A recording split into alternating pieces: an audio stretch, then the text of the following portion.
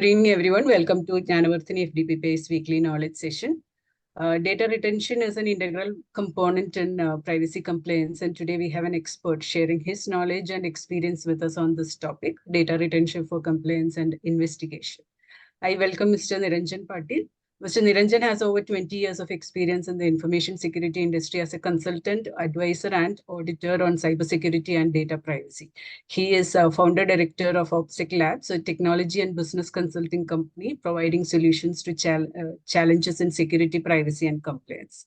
He is an impaneled auditor for NPCI, India's umbrella organization for retail payments, instructor for the Data Security Council of India, where he trains officers of law enforcement agencies on topics related to cybersecurity. Welcome, Mr. Niranjan. Over to you. Thank you, Ms. Manju. Good evening, all. I am Niranjan Patil.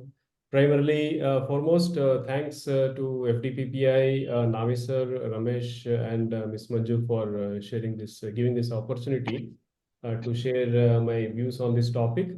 I do know that I am addressing a very learned audience here.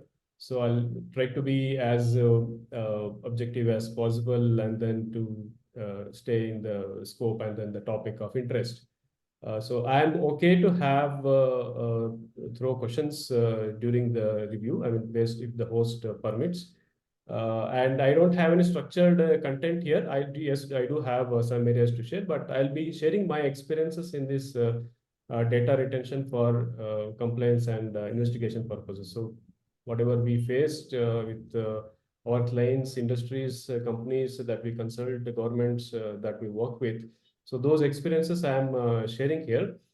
And this, I would be looking at this from point of view of technology aspects, technology controls, and from business owners. I would not be looking from the aspect of legal entity or legal implications of this or legal framework of this. I know, I mean, we have the experts already here, but I'd like to present the other side of this data retention to you all. That is my objective of this presentation. So I would take certain examples, incidents, case studies that I have seen, of course, with all the respecting the non-disclosure agreements with the customers and the entities that I work with. But I'll be happy to hear any other incidents or case studies that audience would like to discuss. If host permits, we can take it up during the talk. Otherwise, as per the host, as per the agenda, the last 10-15 minutes have been reserved for Q&A, right? So if this is okay, I'll start. So I'll disable my video to save the bandwidth for others so that you can only see the screen. Okay, this is please okay. go ahead. Thank you, sir. So a quick brief about me. I've been in cybersecurity for about 22 years. I work with services company like TCS and Sonata, set up InfoSec practices there. And then from last 12 years, I've been working in as a private entity with my own small company. We have a team of 4 people. We work in GRC, security advisory, consulting, threat modeling, risk assessment, and of course in cloud security area. So we do implementation also. We do provide operations support also to customers in security areas to help them maintain security postures. So personally, I have worked with NPCI. I've been part of their empaneled auditor, auditing all NPCI's vendors for compliance primarily to their RuPay program. And I work with DSCI and law enforcement in training the law enforcement agencies, including the state police department, training the state police department in these cybercrime, dark web investigations, OSINT, and more importantly, in their native language, means in Kannada. So I was giving presentation and training in Kannada, Kannadadalli ಮಾತಾಡ್ತಿದ್ದೆ, because audience is so rooted and they are well versed in the local language. So that was one of the requirement. Yeah, also involved in trained the Air Force counterintelligence team, CISF, NCB, in cybersecurity investigations, OSANT, and dark web. So that's very brief. Um, like I said, the agenda that I want to cover is data retention in this age.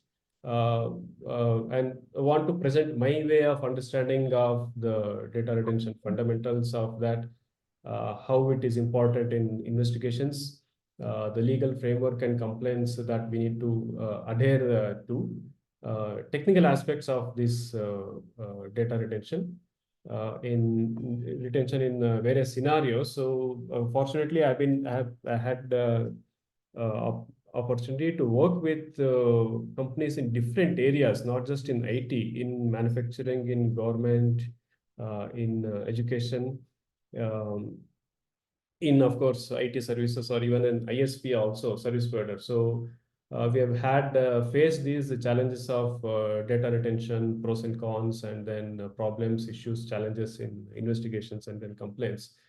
That based on that is what I'm trying to share here. So how do we use data retention for investigations and challenges in evidence gathering? Of course, we'll also have to. I'll try to address the privacy and ethical considerations. So, the learned audience here would definitely would like to help me in improving this posture. Some best practices and recommendations, and some challenges that we already are seeing in data retention. Right. So, we have moved from historical perspective of paper trails to audit trails, digital trails. So almost 99% of data that we do seek or have or needed for complaints or investigation is in digital format. But yes, we do have still companies who maintain paper trails, primarily probably in where companies engage with third parties, where there is some kind of paperwork. Though we have a lot of this automation of paperwork has been done and digitalization of this paperwork has been done, for example, in insurance or banking. But we do still see companies or their vendors maintaining paper trails for uh, um, these initial phase of interaction with their customers, like for example, I gave insurance or banking or credit card companies. So our view has been that when we look at these kind of new age companies, we do have this uh, prejudice that all these have been digitized, so there's no paper trail or paper log may need to be maintained as a need for complaints or for investigation purposes. But on the contrary, we have found that the gap of this is still there. Even in this age, we do have issues with the paper trail not available during investigation or paper trail not being made available for complaints requirements. Importance of this, yes, of course, big data. All companies want to have data, huge set of data. They want to collect data. They want to digitize it. They want to analyze it. They want to use it for their business intelligence. That is a big challenge for us also for complaints and investigations. And transaction are been happening, very complex transactions in not even in terms of banking and insurance. We do also see very complex transactions happening in healthcare industry also. So in hospitals, data of patients go through different stages, different departments, different hands in different formats. Here is one good example where okay, other than banking and financial, in healthcare is what I've also seen, paper trails of data, right? So the multiple copies of patient records are maintained in paper, different versions and multiple copies, and as well as digital copies. So there we do have a problem in maintaining the data flow of that in these kind of scenarios. And of course, digitization of data is another problem where paper trail data has been digitized, and then we have to maintain records, log, or analyze it, or um, um, analyze it. So the problem is again the OCR in those digitization text, so they're not accurate. So challenges are here also.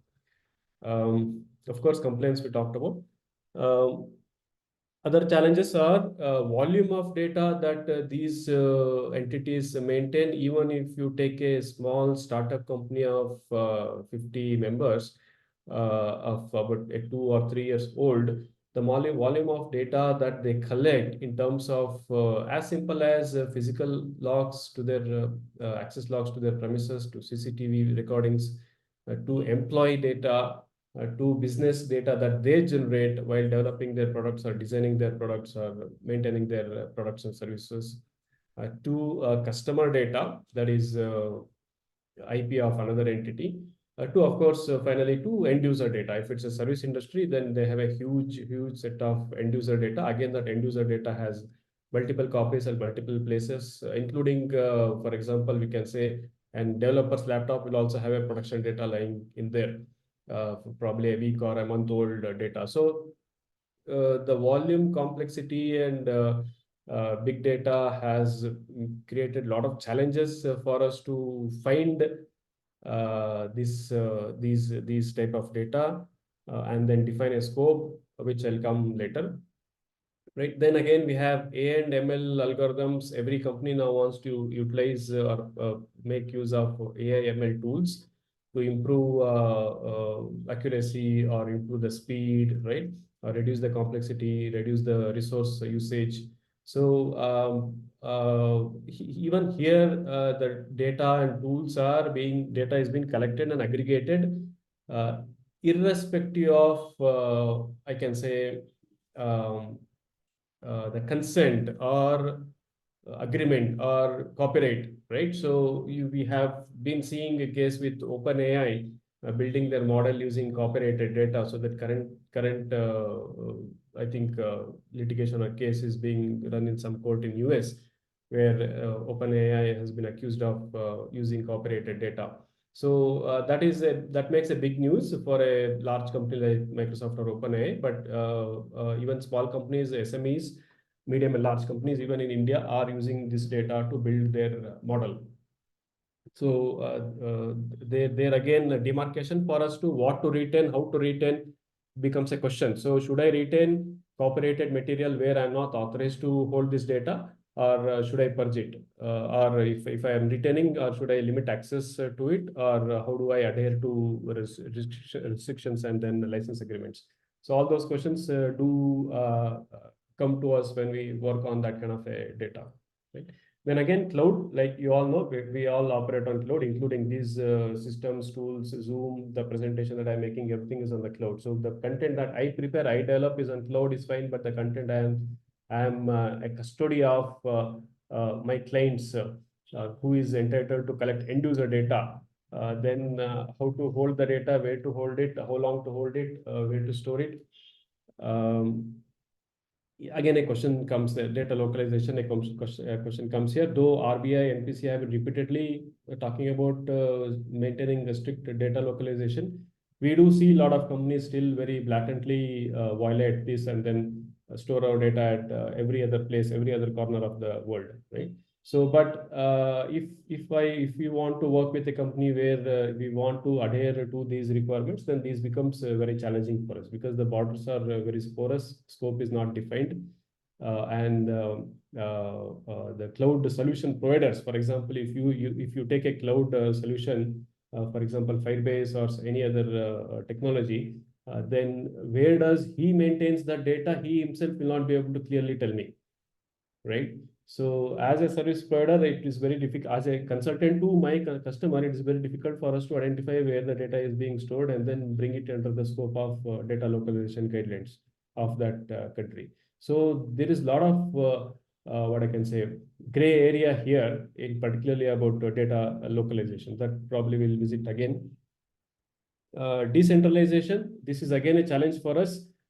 We have worked with a company on cryptocurrency, which wants to work within the legal ambit of India. Again, here it's a huge problem on data localization and then data retention. So because of this technology background of decentralization or Bitcoin based or Ethereum based, the data is everywhere, right? And because of again, if we take into the roots of or fundamentals of this blockchain, the data bits and pieces of data is there in every single node, that is hundreds of single nodes that is connected to this blockchain across the globe, right? So it is utterly impossible for us to bring that all into under one umbrella and then maintain data localization or data retention. If I do that, then that defeats the purpose of decentralization or blockchain technology, right? So again, investigations. I mean, of course, this is a challenge everywhere. So you would already know if I'm investigating an area of data breach or data theft or a compromise or any such cyber crime, and 90% of our customers' data is on the cloud, right? So we can't do forensic analysis on that. We can't generate evidences, admissible evidences from these cloud service providers. It does become very challenging. And upon that, these are most of the cloud providers, you might be surprised to know, they don't retain data more than a week or a month, right? For example, Azure 365 or Office 365 that you use, that we access these resources, email or Teams or a chat every day, right? So he doesn't maintain data more than 1 month old, right? So for if I want to retain data more than that, then we'll have to go for a plan which increases the charges for this. So there are a lot of such challenges in here, technological challenges or service product challenges in here, which hinders us on data retention, right? Then again, coming back to the next challenge is attacks. So attacks is so prominent and so rampant and so transparent that many times when customers want to work on data retention, we discover that they have been under attack, okay, for weeks or months together. So there was an either they would have had malware running in their system, or they would have had a bot network running out of their systems without disturbing them, or one of their rarely used system have been ransomware, and then there's a ransomware notice when you log into the system. There is no longer a data, but there's a ransomware notice saying that you pay us this money and then I'll decrypt your data back to your original state. So attacks have been sophisticated that it is again very difficult for us to protect this data or maintain the continuity of the data retention. It causes two problems to our customer. One is the loss of his business, and then the again non-compliance to regulatory requirements. So if compliance says regulatory requirement says that I need to retain this data, but this data has been lost because of attack or ransomware, then again I'll be at the risk of non-compliance, right? So some examples I'm trying to give here, very quick examples. Type of data, access logs, of course. So when I say access logs, it appears to be very simple for us on. Yes, I'll maintain access logs, but what all access logs I need to maintain, right? So here again, most of the times what we see is that our customers is focused on the production systems that they are worried about, right? So for example, it's a SaaS company who is building a product, and then there are hundreds of users who are using this service. Then he is worried about retaining data of the logs in the production environment. But that is not just enough. We also have to retain the logs of the development environment also, because most of these requirements, whether you take the contractual obligations or even legal regulatory obligations, involves in maintaining building my product securely, right? Knowingly or unknowingly, product shouldn't carry any vulnerability or a threat or a risk, or it shouldn't carry any backdoor. So to demonstrate that I am building my product securely or I am building my software securely, I need to have appropriate logs. I need to see who logged into my system when, who updated my code, who merged my source code, right? So most of the times, if you look at 99% of these companies in IT services and software development or cloud technologies, wouldn't be logging access or audit trails of who accessed their source code, right? So this is a huge gap that we see everywhere. Almost in each and every company that we see, we don't have logs of who accessed, who modified, who updated these source code.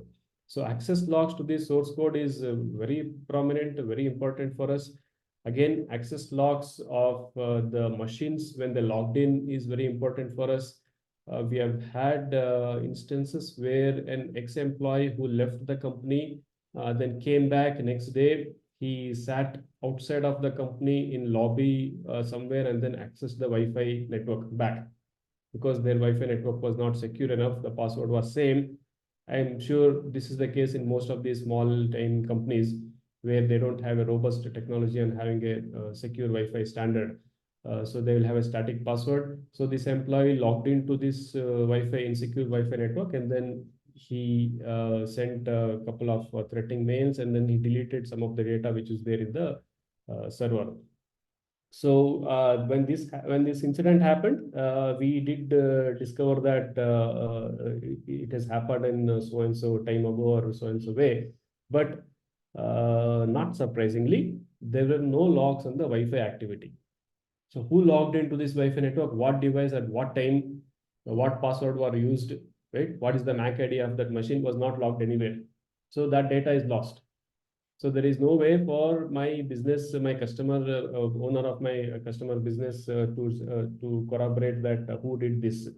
So it was a lot of other effort that they used and then find out that it was done by an ex-employee. But these are the cases. This sounds very trivial that maintaining Wi-Fi access logs, but this is very important. These are all. So, Mr. Ramesh, I think you. Yeah. If I can ask you, you said just now that organizations facing a big problem with respect to logs of development activity. Is that right? Correct. Did I? Yeah. Is that applicable to kind of like ADO environment also? Like I have an Azure, I have a kind of, each and every team member who have got access to the development environment have been nicely, in fact, it's a workflow, right? Okay. That I need to ensure that A is logging, B is logging, C is logging, and they have given with this rights within my environment. Correct. And logs files are enabled throughout the life cycle, correct? So I'm assuming that if I have this kind of strict postures, then the log files will be able to track it that A has logged in so on so time B. Is that right or still problem? That is correct. That is correct. So in log management, we typically look at least 5 areas: who, what, when, where, and how. Right.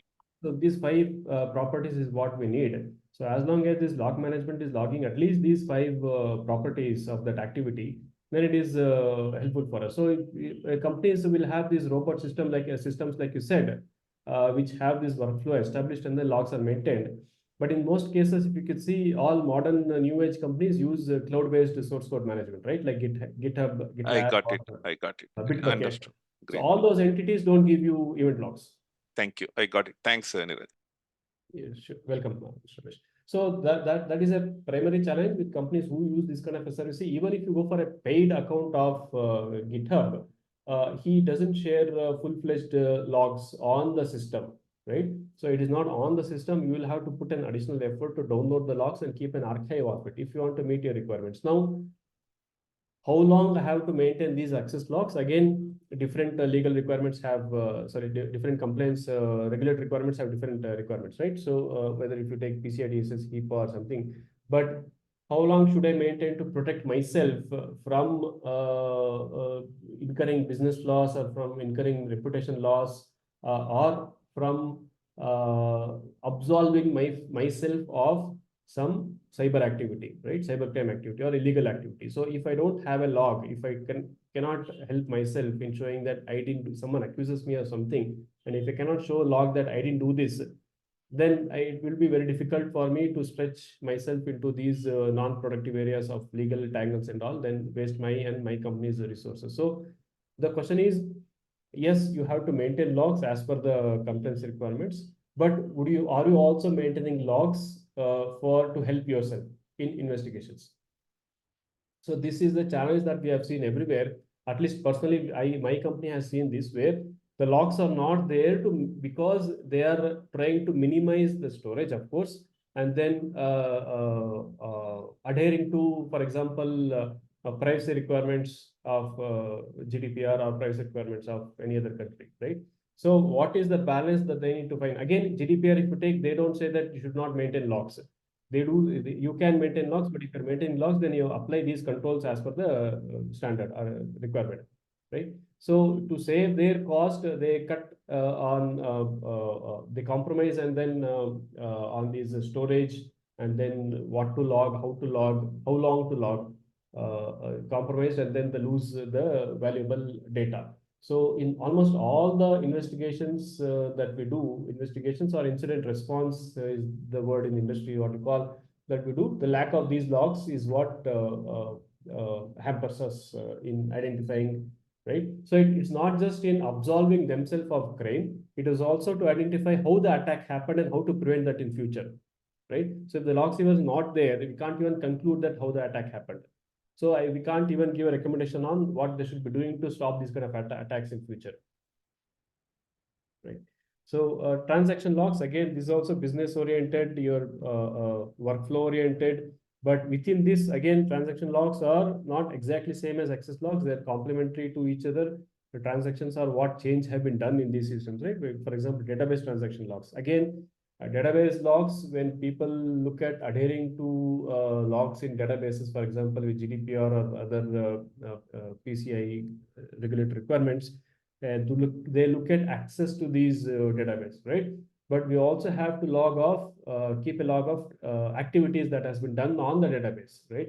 After who logged in, what change they made, what was the previous value and what is the current value. That's the transaction. So those transaction needs to be maintained. So most of the companies lose focus on this, and then they don't maintain these data, right? So of course you can scramble back and then look for old data backup, restore the backup, and then find the old values. But that involves a lot of efforts, slows down the productivity, slows down the efficiency of the team, right? So again, PIA data, IP data, business data, operational data, CCTV media. Of course, they're all CCTV videos. Again, we have to adhere with the local guidelines of the statute requirements of the law of the land, whether you are in Karnataka or in the state or in India. So different states have different requirements. I believe Karnataka has a requirement of 30 days of storage. Please correct if I'm wrong in this, experts. And different states have different requirements. But again, here we have seen cases of CCTV logs not available to maintain an investigation, ongoing investigation happened to substantiate who did and what. So there was a case where we had an employee came and threatened the CEO of whatever the issues, personal issues there. So the CEO took a lot of time to lodge a complaint. The department took a lot of time to register the complaint. And then by the time the investigation came, and then they came asking for the videos were not available at all because it was over a month of the incident happened, and the company was maintaining only of 30 days of CCTV videos, right? So here again, we'll have to find a balance of the privacy and ethical aspects, and then the need of data retention as a company. So how long should I retain these videos for myself to keep my employees and myself and my company protected? So again, here the longer duration of data is not restricted, that you should not keep the data for this long. But if you're keeping it this long, then implement appropriate security controls for the data that you're retaining. Okay. So that is on the data retention aspects, and some fundamentals I want to talk about. I discussed on what to retain, right? What to retain and what entails data to be retained. So this is a big question for us. This is again triggered by compliance requirements primarily.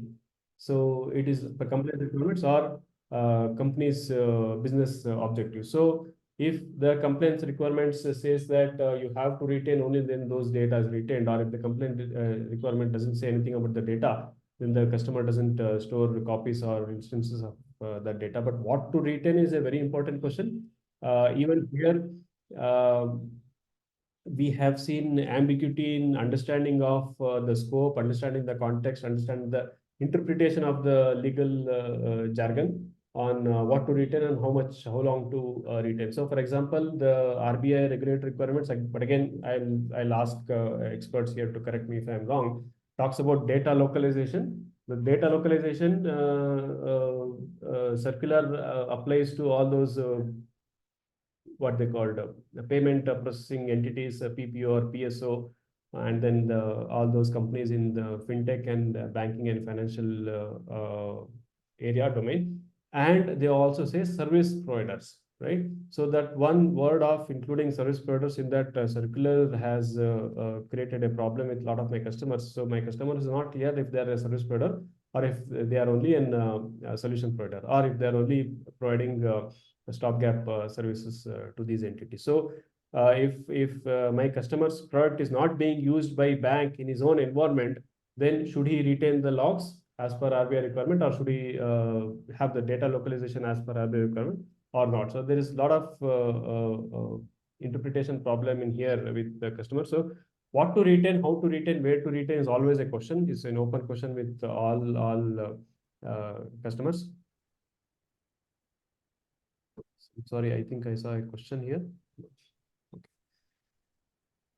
So, what purpose to retain? Purpose again here, like I said, it could be compliance requirements, it could be business interest, contractual obligations, right? And what data entails, it is loosely connected to what to retain. So, what data entails, you should have a clear understanding of how my business workflow works, who are all my customers, what geography that I operate in, right? And then short-term and long-term data retention. So that is again should be defined primarily by compliance requirements, then on my business interest, right? Objectives, I think I already mentioned: regulatory, contractual obligations, and business interest. Investigations is one point that I want to bring in here. Most companies don't look at this as an objective. They don't look at as protecting themselves in terms of cyber crimes or attacks happening, and then helping themselves in troubleshooting or identifying an issue or resolving the conflict, right? So we have had the cases where cloud instances of customers have been breached, and it appeared that the attacker was on their systems for several days or weeks, but we couldn't find out the entry point of the attacker and how we compromised the. I mean, we could have.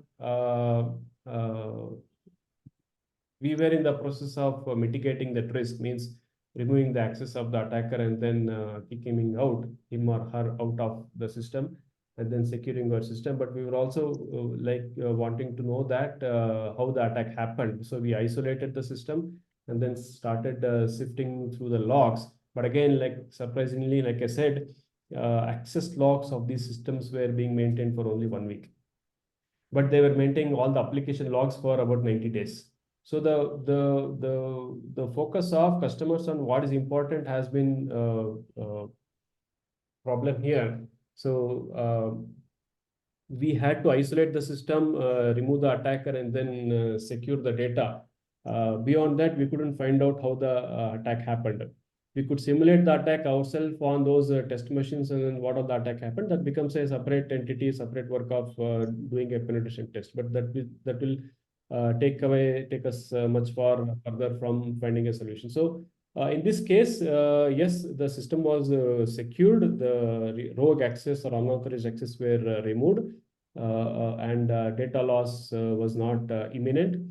But we couldn't find out how the attack happened because logs were not being maintained. So this is a classic example of losing focus on how to help themselves on investigations and securing themselves, keeping them secure in the future. The focus was lost here. Right. So again, classification of this data: operational, financial, and personal. So all those requirements, regulatory requirements, do talk about keeping the data securely. Some regulatory requirement says that you have to keep the data encrypted. So if I can't classify my type of data, then I can't apply these encryption or protection policies on those kind of data, right? So if GDPR says that your PII data should be encrypted, or if the interpretation says that you are encrypted, if you cannot classify this data separately, then applying this encryption policy would be very difficult, right? And if my logs has credentials, if the logs has IP addresses or other PII data or other IP of my customer or any other sensitive data, then how do I apply my encryption or security or access control on these logs if I cannot classify these logs? So it is very important to separate these data on your data, your customer's data, end user data, and again the type of horizontal and vertical classification of these data. It is very important. Create buckets of matrix of buckets of this data, right? And then apply policies on what is prominent, what is sensitive, what is confidential, what is internal, and what is not sensitive, so that you can apply access control policy, you can apply encryption policy, and also you can apply data retention policy on that, right? So for us, classification is very important. If without that, we'll not be able to apply retention policies on this.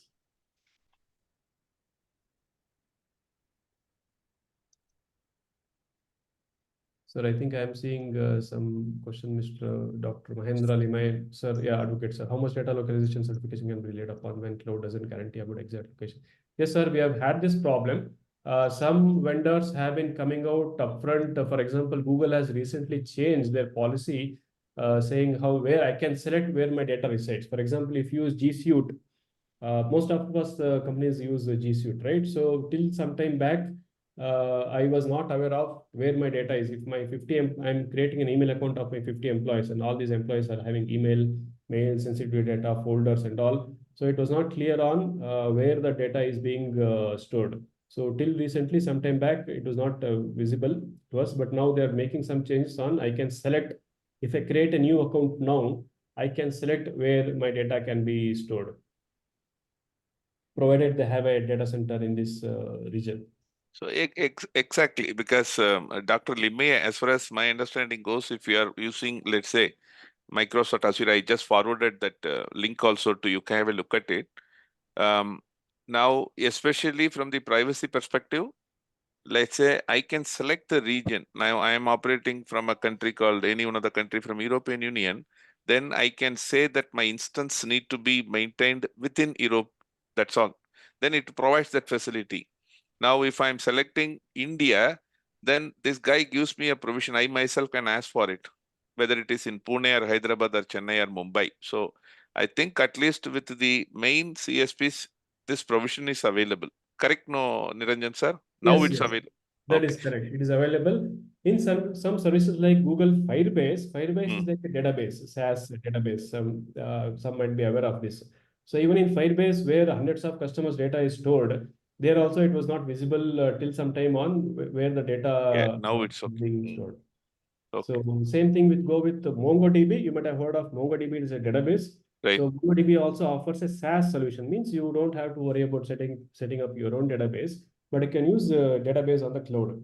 So there, it's called as Atlas. The company name is Atlas. So there, he doesn't give any option for data localization. So any company who wants to use MongoDB for and then also meet compliance requirements or privacy requirements would be a little trouble in meeting this.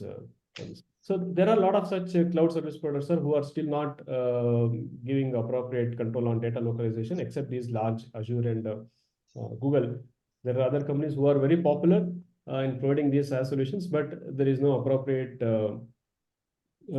option to choose data localization. Same thing can be done with GitHub also, which is a very huge, again, a Microsoft company who holds source code of millions of companies. So there again, I don't have any option for data localization.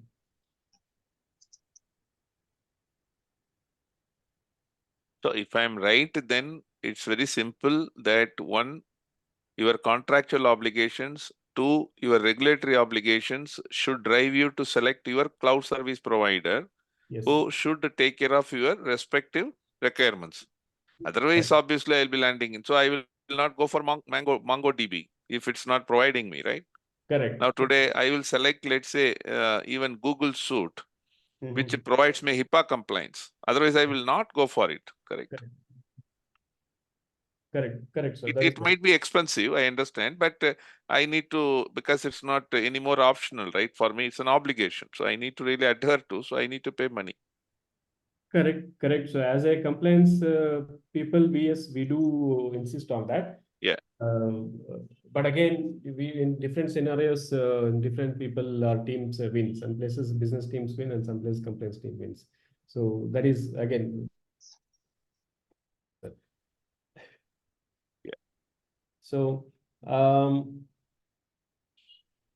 yes. So and in while defining data retention policies, we'll have to apply security measures like talked about who all have access to what data, a section of the data, and who all have access to read the data, not just modify. So in from privacy perspective, this is a big gap in understanding of these complaints with business owners or product owners or team leaders who handle these large product development and this DevOps. So there is this gap I have seen where they say that I have not given read-write access to this sensitive data to my team, but they only have read access, right? So it takes a lot of our effort and then time and to convince them that giving read access only is also an violation of the compliance requirements. So I don't want every developer or every tester or DevOps engineer in your team reading this data. Modifying the data is a secondary, a different aspect. It comes later, but I don't even want them to be reading this data. So that restrictions of that read, write, and read only also needs to be brought in. That is a big challenge for us in our company, and educating these product owners and business owners in understanding this differentiation between read only and read, write, or no access. So that is a challenge still. We have seen engineers having access to it. We have the data, export the data. Even if you take, for example, a SaaS tool like Fresh Sales, right? So, sir, again, same thing. Fresh Sales, it is very difficult to find data localization, at least to my knowledge. Sometime back, we were not able to identify where my data is being stored. So, if a Fresh Sales product is being used by companies, then localization. So coming back to this point on access control and read write, so Fresh Sales gives a lot of options, a lot of ways, tools in handling the sales lifecycle. But again, here also I have seen access control being not implemented appropriately. They restrict access on modifying the data, but they not restrict access on downloading the data. So most cases we have seen the least privilege any user having access on Fresh Sales can export the entire data, customer CRM data from Fresh Sales, right? So this will be hundreds of thousands of records, if not millions. So there is a gap in understanding of this again in the delivery team or business team on this. So then again, lifecycle management, how long, again, if I cannot classify a data, then it becomes very difficult for me to maintain the life cycle of the data. How long should I maintain? Where should I maintain? When should I purge? When should I archive? Right. So classification is very important. If I can classify this data, then managing life cycle of this also becomes easier for me. Right. So this problem compounds when I go for an unstructured data. Structured data would have been easy, but unstructured data is like your audit trails, event logs, where a huge set of different types of data is there in one place, right? So log management tools have a lot of sensitive data. So here we have found a problem where I cannot apply different data retention policies for different types of data because log management has merges all this data and puts it into one place. So I have to apply for the longest applicable data retention policy needed as per my compliance program, right? So then that creates a problem of not adhering to probably contractual requirements. For example, if I am having a common log management server and I'm serving 10 different customers, one customer contract ends. And when the contract ends of the project sunsets, then the customer says that you delete purge all my data. Then we have a problem of selectively purging data from this log management server, right? This is a problem with companies who use logs like ELK or Splunk, these kind of tools for log management. This is a problem also for companies who are multi-tenant SaaS companies, unless they have a robust database architecture of classification and separation data based on the tenants. Purging data individually of customer is always a challenge. Though yes, GDPR does ask of right to forget, but implementing that is a far cry from the practical purpose that we see. So legal framework we already saw. We have, I mean, you don't have to explain to this audience. So we have a lot of areas, but we have seen Indian law themselves has a lot of requirements on data retention. So if you are a simple private limited company, you have to maintain logs or retain data for so many different years, depending on what area, what domain that you work in. SEBI, of course, has a different, MCA has a different requirement, DOT has a different requirement. So if you are in any area of providing services to your customers, if you are a B2B or a B2C, if you are a call center, if you are an internet service provider, if you are a SMS service provider, any kind of a service provider, then we have to adhere with the DOT guidelines on data retention. Again, IRDI, RBI all have. So here we have this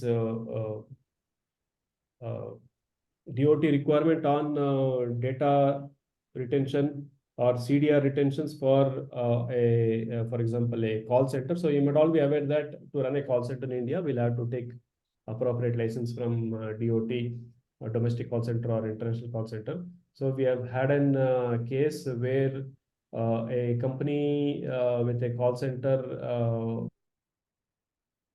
under investigation by multiple central investigation agencies, including DOT and I think CBI. So the case was that they were routing international calls using their call center infrastructure. I mean, we all will be aware that we get regular SMS from DOT saying that if you receive any domestic call or if you receive any international call using a domestic number, then please lodge a complaint to DOT, right? So this is exactly the same case. So a complaint was registered with DOT saying that this call center is routing international calls using its domestic infrastructure. And then the DOT, being a government agency, took time to work, continue investigation without informing or without, I mean, calling the complainant. So they informed the service providers like who supply connectivity, right? Internet and telecom service providers like Airtel, Reliance, and then those agencies, Geo. Inform them to suspend the connection. So the connection was suspended for my customers for calling, and the service providers didn't reveal on why it was suspended. And then my customer was called in by DOT to explain on why this is happening on our network. So they used the local. They lodged a complaint with the local police here. I think it's a CCB, right? City Crime Branch. So they lodged a complaint with the CCP, and then the people who were involved in this were the company owner and the person who was involved in this were arrested. Coincidentally, this is what happened here is that while taking this internet telecom connection, the CFO who applied the application filled up the application form to the telecom service provider, used his name, his photo, and then his details, because he was an employee at that time. And he was arrested because his name was on that telephone application. And we were asked to defend or say who we are making calls using these lines, right? But it was very difficult for us to understand that there is no international calls going on from this infra. And then we were not maintaining any call records except CDR. So DOT says you have to maintain CDR records for 1 year, but it doesn't say that you have to maintain voice records also. So we had a lot of trouble here because there was no voice records on what they spoke on this call line. So there was just a record by some complainant saying that this number originated and used for international calls. But we were able to show CDR records that there is no international call connected. So here, what I'm trying to highlight, I think it's a short of time for me. I'm rushing with the details, but excuse me on that. But what I'm trying to highlight is that my customer would have recorded voice recordings for this without violating any privacy laws. It was in domestic voice calls. He could have recorded voice calls and then use these voice calls, showing that it was not used for any international calls, bypassing the DOT or requirements. So since there were no recording done to meet the privacy requirements, he was not able to help himself, save himself from this trouble. Yes, he came out of this because of showing logs from us and then showing logs from my service provider. That was Reliance or Jio or Bharti. But it took a lot of effort, time, and then downtime, issues with this customer, loss of business with this customer, which attracted because he didn't put sufficient focus on maintaining appropriate data. So that is one use case. Another use case, I mean, in technical, I think technical aspects. Yeah, so technical aspects I want to discuss on where to store data, whether in on-prem or on cloud. On cloud, again, data localization question comes up, so it's a trouble. When to apply encryption, access controls, and other security protocols and data lifecycle management.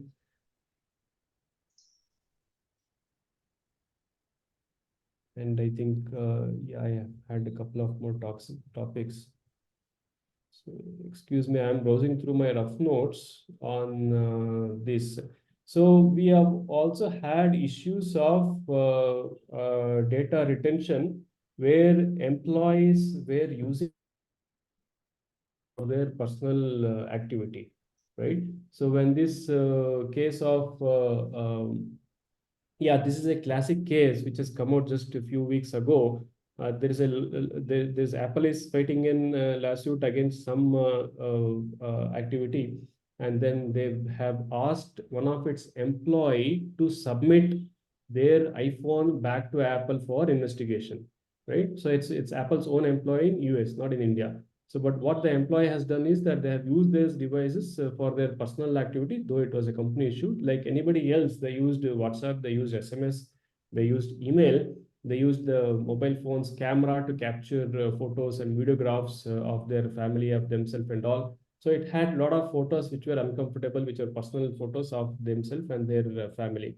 So the employee did say that I want to delete my personal data and then hand over the device to you, but the Apple didn't budge and then say that you have to submit the device as is. Otherwise, if employee deletes something, then it amounts to tampering of evidence. So this is a classic issue that we have seen here also, although in small scale, where employee had downloaded data sent by their WhatsApp. We all use WhatsApp on web, right? So this is a classic case of somebody downloaded a content, downloaded sent by WhatsApp messages, and then the WhatsApp web was opened on their company laptop, the data downloaded on the laptop, and the data was a pirated content. So it was flagged by one of their internal tool which was searching for all these pirated content, and then the company had to take brunt of posting a pirated content on their device. So this is an very simple appearing issue where everybody uses these tools on their personal company systems, personal to apps tools on their company systems. But inadvertently, these kind of data lands into my company's devices, right? It could be an pirated content, it could be an threatening mail, it could be an what I can say, malicious content, right? So all these data, or it could be in personal, what I can say, nude content sent between those family spouses, but that photo is also on my laptop, right, in my company laptop. So it's a big issue for companies to handle such data. So when we talk about data retention, again, that problem comes up. How do we sift through this separate with personal and then company data when I'm doing retention? So I don't want to include all this data in my retention policies. So I have to have a robust policy on separating these personal data with company data while I'm running my data retention policies.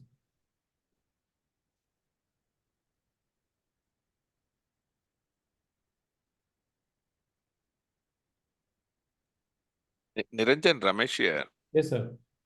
just trying to understand a little bit more. Now, what I understand is that the employee had used that WhatsApp web, right? Correct.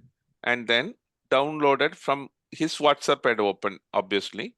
Correct. And he has downloaded, let's say you had sent something to me, I downloaded. Now the downloaded material is a pirated, okay? Correct. Is that right? And the company Correct. had taken action against that fellow. Correct. The solution provided by the company had got that particular whatever information, and then they said it's a pirated version. Why are you using it? Is that right?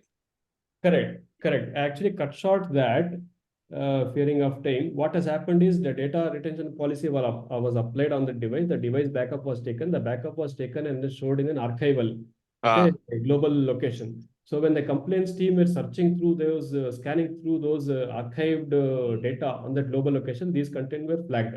Okay. So it did create a lot of issue there, because this is a pirated, it's a clip of a movie shot in the, what I can say, in a movie theater, right? So it is a blatant piracy of movie. Okay. So it was considered as this NPAA of US very robustly protects their content, right?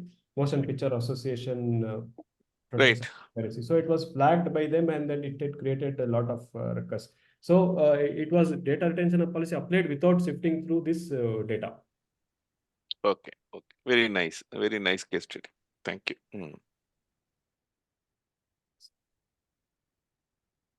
So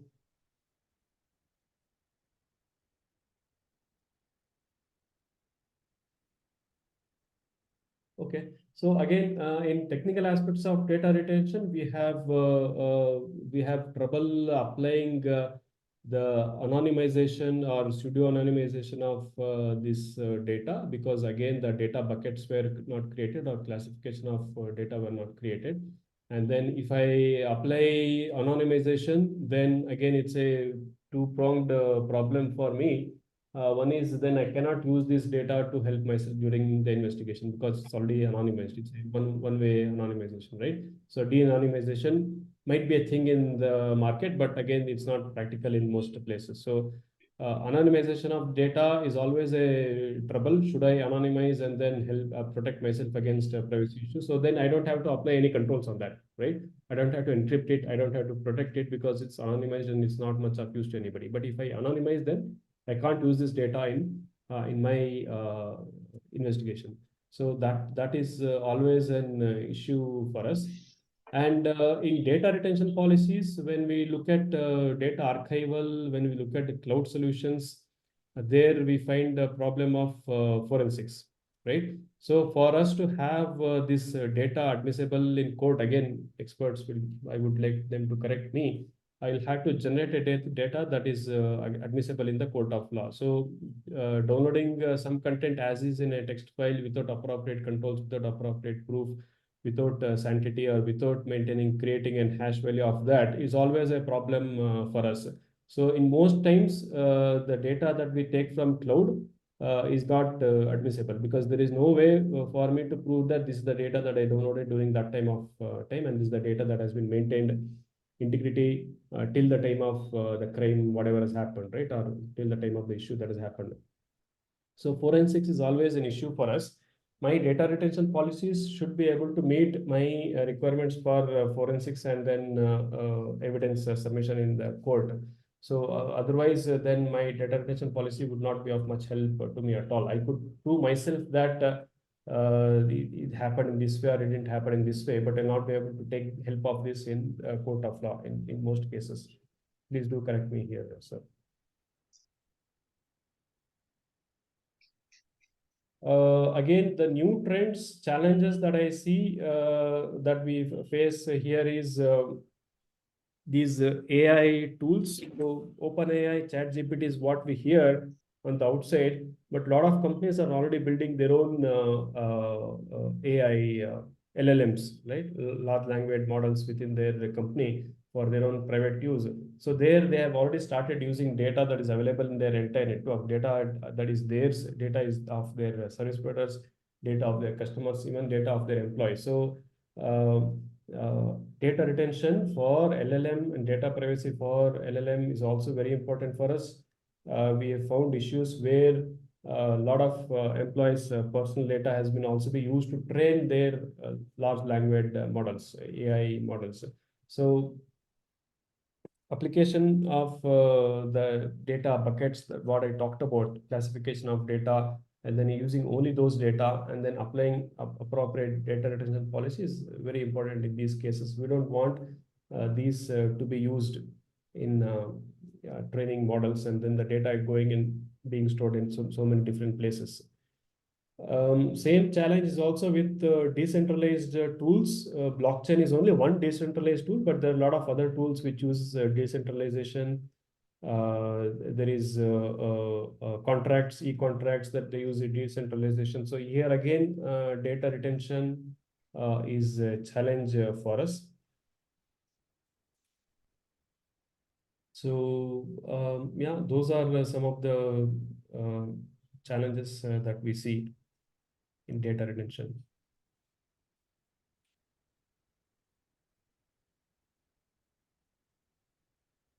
Yeah, I think I have overshot my time. So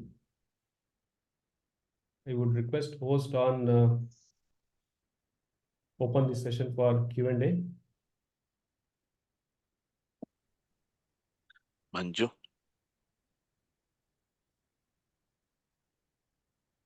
Manju. Thank you, Mr. Niranjan. We can open this floor for questions. Any questions then? So far, I don't see any questions in the chat. Anybody would like to ask questions, please? So we can ask now.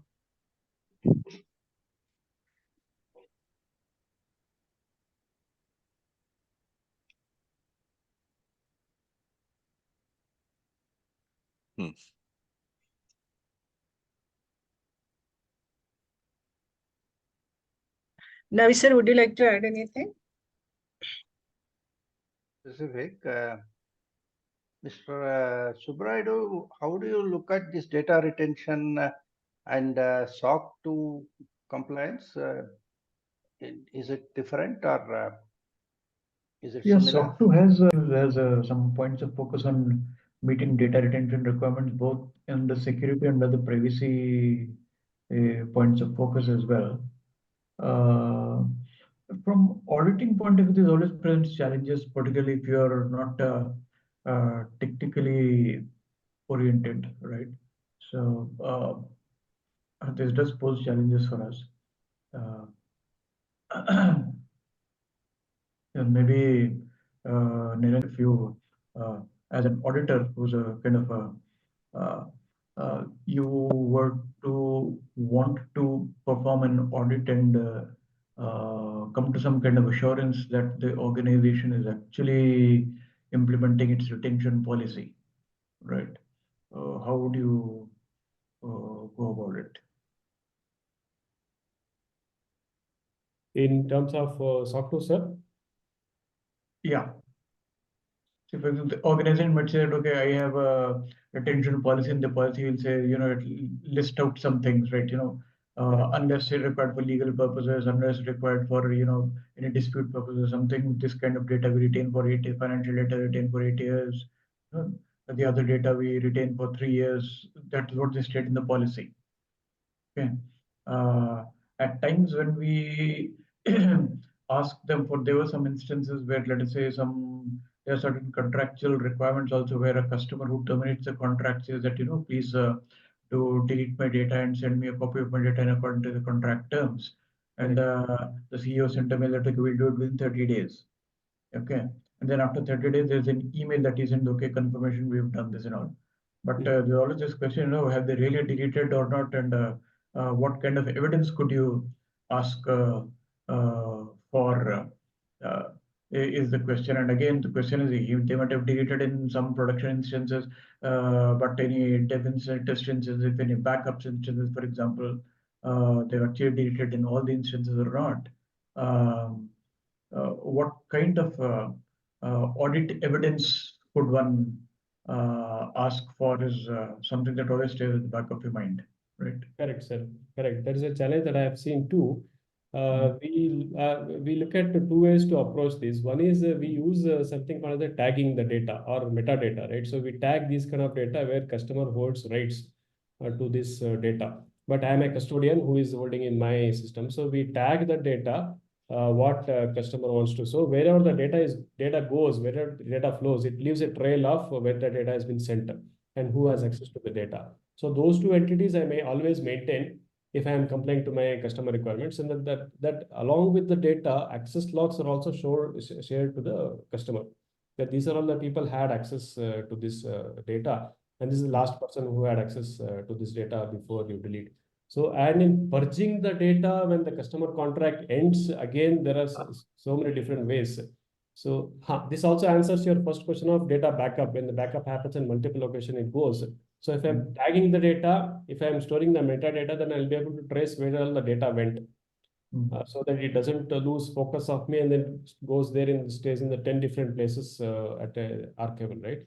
So now coming to data purging, this is one solution that we use where we encrypt customer's own data using his own key. Okay. Right. So I don't hold the key to encrypt his data. He holds the key to encrypt his data, and I fetch the key from him to read the data all the time. Right. So this is a one unique solution that we have employed, and it's been catching up at so many different places also. It solves a lot of purposes. So the encrypted data, if customer wants to remove, he just have to delete the key. Okay. Right? So if the private key is deleted with just the public key that I have, I'll not be able to read the data. So what I make sure is that I no longer have access to this data that you wanted me to delete. So Niranjan, is this like having my own OneDrive? Only I have access to it. Of course, we are talking along with the key here. Correct. But again, this might not be possible encryption key with him. See, because say I am running some AI and analytics program based on some data that I'm reading, right? Correct. So in order to render the service to the customer while the service is on, I would be needing access to read the data all the time. So if the customer has the key, how would my programs or algorithms have access to the data? Correct, sir. So what happens when you start the service, the key is fetched and the data is loaded into the memory. So unencrypted data or decrypted data is there in the memory. So as long as in the memory, the application runs, the software runs, it is accessible by customers and his employees also. But when it is the encrypted data that is there on the disk, I can't read it without the key again. And those ephemeral keys. So again, that involves a lot of cost and effort for people to implement. But if they want to meet these requirements, then we have implemented this way. But yes, it involves a lot of cost and it adds some kind of a latency also. The point you raised is very valid. It adds latency because we'll have to fetch the key to read the data and then put it into the memory. But this is not practical in case of LLMs, the large language model, right? The AI model that we are building. AI model themselves will be of 20, 30, 40, 50 GB sizes. So we can't decrypt it and then load it in the memory. Decrypting that itself will take a lot of days. So that solution is not applicable for this kind of technology or solution. Yeah, because nowadays SOC 2 audits practically everywhere there are data retention clauses where with the privacy point of focus or where the general security ones also.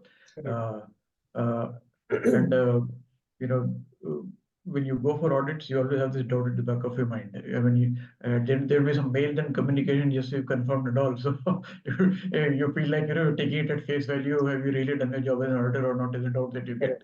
Correct. That is a valid point, sir. As an auditor, we will also have been seen that there is a point where I have to stop because I have been an auditor, but I'm not an investigator. Exactly, So exactly. You got it right. investigating about saying that have you really done it? Yes.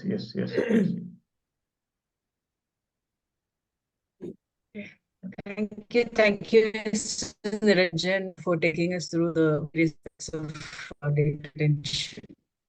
And we appreciate you even for joining us today and expert us with us. Thank you very much. Thank you. Thank you, everyone. Thank you, sir. Thank you. Good night. Thanks, Niranjan. Appreciate your time. Thank you very much. Thank you. Thanks. Bye. Thanks for this. Thank you. Great. Good night. Good night.